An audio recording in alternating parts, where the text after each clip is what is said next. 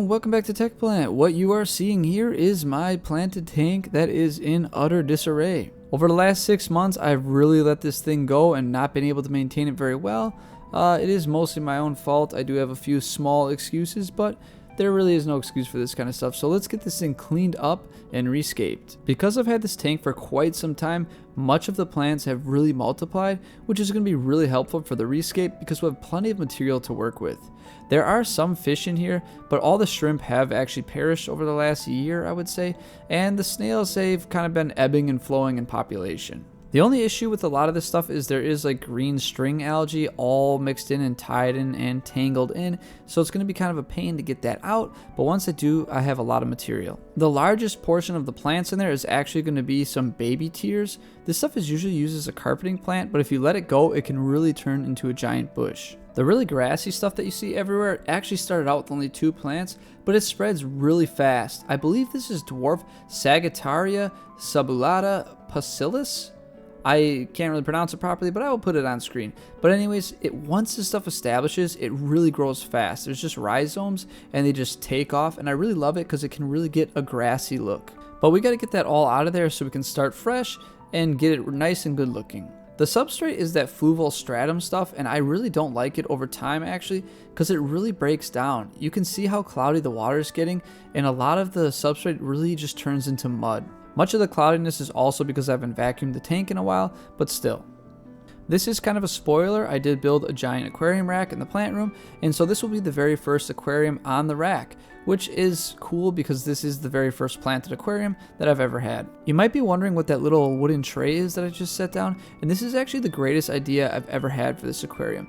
This thing allows me to pick up and move the aquarium whenever I need to. I only have to bring the water down to about 50%. Sometimes I can leave it a little higher than that, and I can literally pick this aquarium up and move it if need be, and it's just been really handy. So if you have any Nano aquariums, I highly recommend building one of these sleds or trays for it because it just makes moving the thing around so much easier. Here's our tank all set up and ready to be escaped, and we're going to start off with the substrate for this one. And I know I kind of ripped on the fluval stratum, but that's still all I have, so we're going to use some old stuff that I kind of washed out and got rid of the really broken down stuff, and we're going to add some new stuff. If you're wondering what this aquarium is, this is a water box 6-gallon aquarium, and it's a rimless tank, and it's just absolutely beautiful. So for this aquascape, I'm just going to build up the very back. A lot of people usually end up doing this, and it just gives your tank a little more dimension. If you made it perfectly flat, it wouldn't look that good.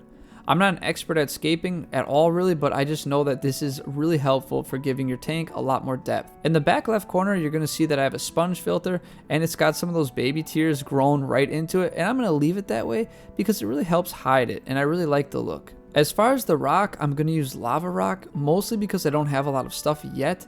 I'm still working on getting things, but I wanted to take care of this tank sooner than later. So I'm going to pile up a lot of lava rock in the back. The baby tier plants that I pulled out were really infested with like string algae, so I really had to rip it apart to get some cleaner stuff, so it's not looking anything like that amazing bush that you saw in the first few clips, but this will still do the trick, and it's a good seed, I would say, in that back line, and I think it's really going to fill in over time. So that'll be sort of my backdrop. Next up is that grass-like plant, the one with the rhizomes, which I struggled to name earlier, so I'm not going to name it again. But we're just going to put this all in the front, and this will be our foreground, and I just want almost like a grassy field up front. I added a little water just to make it a little easier for me to plant, because sometimes when I pour water in, it uproots everything. I know there is ways to prevent that, which I will show you, but I just like to start with a little bit of water. So I'm just placing them in pretty thick clumps. We'll see how they do because they were a little more sparse in the previous tank, but I want to kind of bunch them up and just see what they do. Now it's time to fill up the tank almost to the top, and we'll add some other plants later once it clears up. One of the tricks people use is putting some bubble wrap or even like a plastic grocery bag in the tank as you pour water. It takes the bulk of the current, which would actually wash the substrate away, and spreads it out nice and evenly, and it floats at the surface of the water, so it continues to follow your water up as you fill it. So this is a really good technique for filling tanks so you don't disturb the scape. It's still pretty cloudy because I did use a lot of old stuff and I did not rinse the new stuff, so we're gonna have to give this one a little bit of time. It's been about 24 hours since I filmed the last stuff, just I had to let it settle and it was already like 2 in the morning and I couldn't stay up any later. So the fish are already back in here along with some snails, just because I didn't want to leave them in a small bucket overnight. Now some of you are tech plant veterans and you've probably already seen this tank in the past videos I've made, maybe a year or 2 years ago. So the fish I have in here are ember tetras. At one point they actually bred and we had more than 5, but some have perished since. So we're down to I think about 5 now. Alright, now that we pretty much have everything clear and we can see what we have, it's time to add a few more things just to spice this thing up. Right now it's pretty generic, kind of ugly, nothing very spectacular going on, so I'm going to take some more lava rock and split 2 sides of the grass just to split the monotony of the 3 stripes that you sort of see right now. Now this is by far not an amazing aquascape by any means, but I'm doing what I can with what I have. I think I'm pretty satisfied with this middle divide. I think it adds a little more with these larger rocks up front and center, and it breaks up those like straight 3 lines of grass, rock, and then baby tears. So I'm pretty happy with this, and this is about as much as I have and can do. So I'm going to take an Anubias, which is actually an aeroid, believe it or not, for those of you who are more plant focused, and I'm going to bury it in the lava rock right up front because this is a really cool, interesting plant, and I want that to be more up in the front for people to see. I do have quite a bit of aquatic Java ferns that have really bunched up. They've overgrown quite a bit. They don't look the best and they're not the biggest, but they'll be perfect in the background to sort of break up the monotony of the baby tears, and one big chunk can actually hide the filter quite well. I really love Java ferns because they really do spread a lot. There is a little bit of hornwort up at the top. I'm hoping this starts to take over again. Actually, quite a bit of it died, which was surprising to me because it's a very hardy plant. So I'm not sure what happened. Maybe the parameters got really weird with the change of water. Not sure, but hopefully this piece survives. I don't know if you can tell in this newer footage, but there is another type of Java fern in here, and you could have actually seen me in another video use these in the shrimp jar that I made.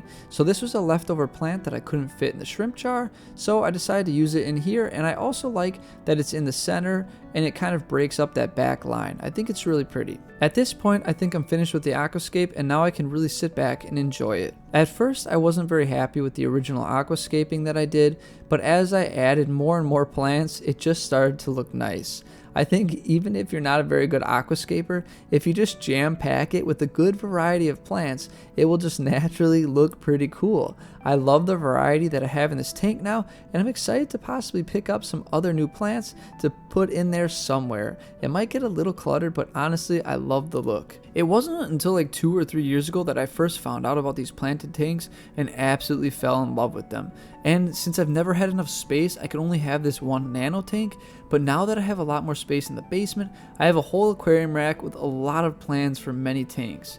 These planted tanks are so amazing to me. It's like a whole little world that you can design, and the cool thing is you can have little inhabitants that can enjoy it.